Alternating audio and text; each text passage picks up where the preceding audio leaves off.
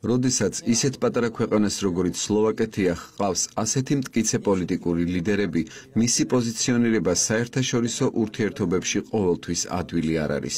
ძირითადი დემოკრატიები არ იყვნენ ბედნიერი, როდესაც მე უარი ვთქვი ბელგოროდის დაბომბვაზე და გამოვიყვანეს სლოვაკეთის ჯარი ერაყიდან. ასევე არალეგალური მიგრანტებისთვის სავალდებულო კვოტების შემოღება, ან მაშინ, როდესაც რადიკალურად უარყვავი წინადადება ევროკავშირის ქვეყნებისთვის ვეტოს უფლების გაუქმების შესახებ.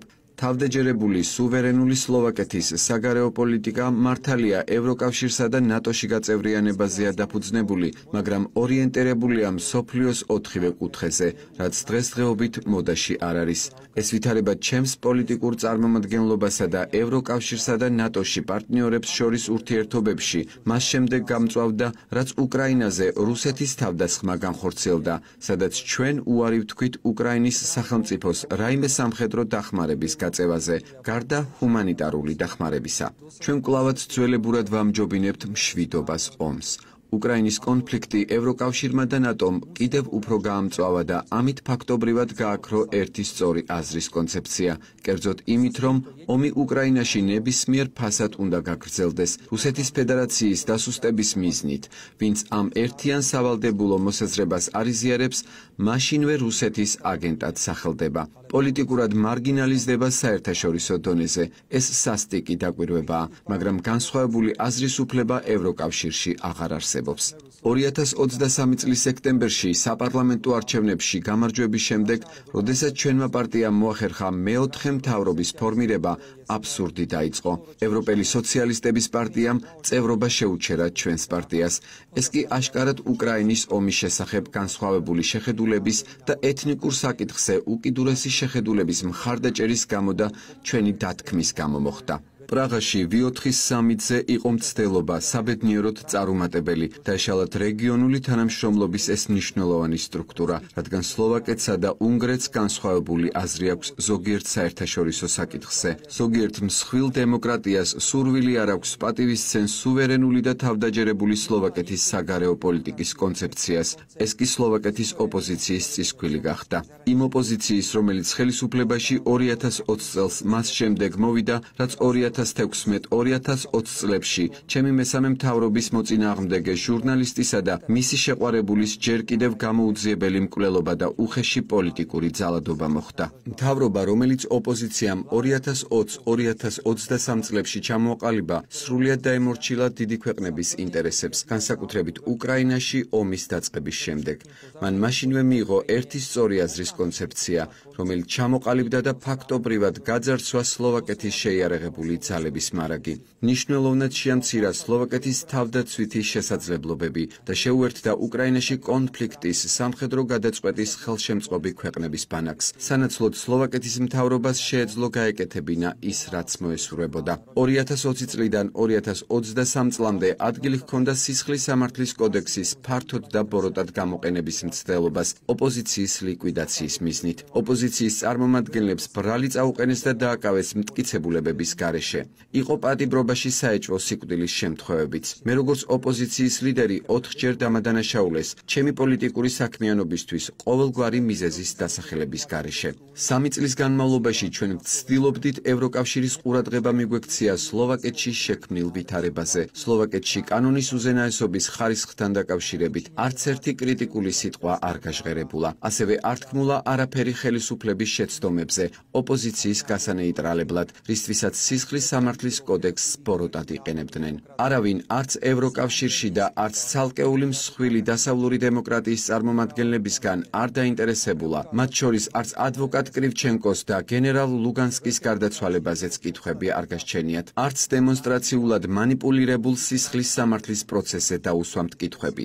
დიდი დემოკრატიებისთვის კანონის უზენაესობაზე ბევრად მნიშვნელოვანი იყო სლოვაკეთში პოლიტიკური ძალების არსებობა, რომლებიც იყვნენ და არიან მზად ყველა ყველაფრის გასაკეთებლად, უცხოური ინტერესების სასარგებლოდ, თუნდაც ეს პირდაპირ ეწინააღმდეგებოდეს სლოვაკეთის ეროვნულ პრიორიტეტებს. 2023 წლის სექტემბრის საპარლამენტო არჩევნების შემდეგ, როცა SMI-RSSD-მ ჩამოაყალიბა მეოთხე მთავრობა, კოალიციურ პარტნიორებთან ერთად მან კიდევ ერთხელ დაადასტურა სუვერენული და თავდაჯერებული სლოვაკეთის საგარეო პოლიტიკის მიმართულება, რომელიც ორიენტირებულია მსოფლიოს 4-ვე კუთხეზე. ამჟამინდელმა ოპოზიციამ კი, რომელიც წახალისებულია ძირითადი დემოკრატიების მფარველი ხელით, 2020-23 წლებში განაგრძო შეტევა და ხელისუფლების დადანაშაულება.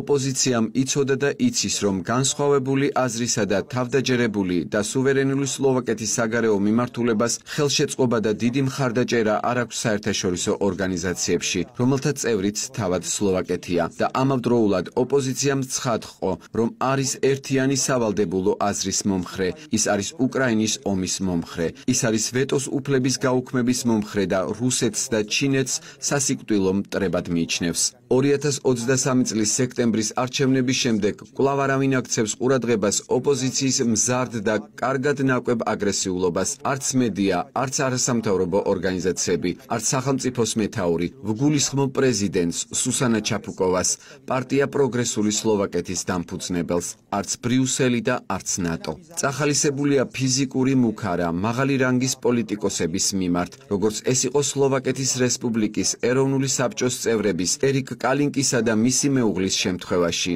ან ლუბოს ბლაჰასის შემთხვევაში. ამიტომ გახდა ეს მისაღები სტანდარტი ოპოზიციის აგრესიული წარმომადგენლებისთვის. ამჟამინდელი ოპოზიციის სიძულვილმა და აგრესიულობამ, რომელსაც აშუქებს მედია, ახალისებს უცხო ქვეყნების მიერ დაფინანსებული არასამთავრობო ორგანიზაციები. პიკს მიაღწია მიმდინარე წლის გაზაფხულზე კოალიციის კანდიდატის პიტერ პელეგრინის წარმატებული საპრეზიდენტო არჩევნების შემდეგ. სლოვაკი პოლიტიკოსი, სლოვაკეთის არჩეული პრეზიდენტი, რომელიც თანამდებობას დაიკავებს 2024 წლის 15 ივნისს. სამწუხაროდ საერთაშორისო ორგანიზაციები რეაგირების გარეშე ტოვებს ისეთ ფაქტებს, როგორც მაგალითად ბრატისლავას კაფე აგრესიულად ხშირად ფიზიკურად თავს ეცხვის ხელისუფლების წარმომადგენლებს. ოპოზიციის წარმომადგენლები ეროვნულ დღესასწაულზე აგზავნიან დაქირავებულ პროვოკატორებს, რომლებიც უხეშ შეურაცხყოფას აყენებენ საჯარო მოხელეებს. მსახიობები ოპოზიციის მიტინგებზე პოლიტიკური გამოსვლების შემდეგ თავს ესხმიან ხელისუფლების წარმომადგენლებს თეატრში წარმოდგენების დროს. ასევე RTV-ის პირდაპირი ეთერის უხეშად და პროპაგანდისტულად გამოყენება ხდება. ოპოზიცია პატივს არ სცემს დემოკრატიული საპარლამენტო არჩევნების შედეგს და არც ხელისუფლებას. აქვე დავამატებდი, რომ 2023 წლის სექტემბრის საპარლამენტო არჩევნების შემდეგ SMI-RSSD-ის მთავრობამ ოპოზიციის მიმართ არ დაიწყო სისხლის სამართლის საქმეების წარმოება და არც პასუხი აგებინა იმ დანაშაულებზე, რაც მათ ჩაიდინეს 2020-დან 2023 წლამდე, როდესაც ისინი იყვნენ ხელისუფლებაში. ძვირფასო მეგობრებო, 15 მაისს ქალაქ ჰენდლოვაში ეს არ იყო ვიღაც გიჟის თავდასხმა. ოპოზიცია ბოროტად იყენებს იმას, თუ როგორ ახორციელებენ დიდი დემოკრატიები ერთიან და სავალდებულო მოსაზრებას საგარეო პოლიტიკის ძირითად საკითხებზე და უარყოფს პატარა ქვეყნების სუვერენულ პოზიციებს. სლოვაკეთის საშინაო პოლიტიკაში ეს ისევ ლინდება, რომ ძალადობრივი და სიძულვილით სავსე ექსცესები ხდება. ნებისმიერი ძალადობრივი და სიძულვილით ახსავსე ექსცესი ლეგიტიმური სამთავრობო გუნდის წინააღმდეგ საერთაშორისო დონეზე ყოველგვარი კომენტარის გარეშე რჩება. ოპოზიციამაც ვერ მოახერხა ამის შეფასება, რადგან არავინ აიძულებდა მათ ამის გაკეთებას. ისინი თავისი აგრესიული და სიძულვილით სავსე პოლიტიკით საზოგადოებას ხელმძღვანელობდნენ და მხოლოდ დროის საკითხი იყო ტრაგედია, როდის დატრიალდებოდა. დღეს გავიაზრე, რომ იმის შემდეგ, რაც 15 მაისს შემთხვევა ჰელდოვაში, სადაც არა ხალხის დიდი რაოდენობას, არამედ იმ ადამიანთა მცირე ჯგუფს მივუახლოვდი, რომლებიც მეგობრულად ხელის აწევით მესალმებოდა, წესით სიბრაზით, სიძულვილით და შურისძიებით სავსე უნდა ვიყო. პოლიტიკოსის წინააღმდეგობა, რომელსაც არ ეთანხმებით, მისი დახვრეტით და მასზე შურისძიებით არ უნდა განხორციელდეს, არამედ საპირისპიროდ. მინდა გამოვხატო ჩემი რწმენა, რომ ყველა ის ტკივილი, რაც გამოვიარე და ახლაც განვიცდი, რაღაც კარგს ემსახურება. ხალხს შეეძლო საკუთარი თვალით დაენახა, რა საშინელება შეიძლება მოხდეს მაშინ, როდესაც ვინმეს არ შეუძლია დემოკრატიულად გაუწიოს კონკურენცია და პატივისცეს განსხვავებულ აზრს. არც მე ვარ პოლიტიკური ანგელოზი, შემიძლია მკაცრი ვიყო. მთავრობებიც კი, რომლებსაც მე ვხელმძღვანელობ, არ იყვნენ და არ არიან სრულყოფილი და რა თქმა უნდა, ბევრი რამ სხვაგვარად შეიძლება გაკეთდეს, მოხდეს და ზუსტად შეთავაზება, რომ რაღაც სხვანაირად და უკეთესად გააკეთო, განსხვავებული აზრი გქონდეს, უნდა იყოს ნებისმიერი მნიშვნელოვანი დემოკრატიული კონკურენციის ელემენტარული საფუძველი. შეთავაზება არ შეიძლება იყოს მოწინააღმდეგის დაპატიმრება ან განზრახ მოკლა უმიზეზოდ. ოპოზიციას მოუწევს ამაზე ფიქრი. თუ ასე გაგრძელდა, მაისის საშინელება, რომელიც თქვენ ყველამ პირდაპირ ეთერში იხილეთ, გაგრძელდება და კიდევ იქნება მსხვერპლი. ეჭვი არ მეპარება ერთი წამითაც. მჯერა, რომ საზოგადოება დამშვიდდება და მალე შევხვდებით შინაარსობრივად და მშვიდობიანად.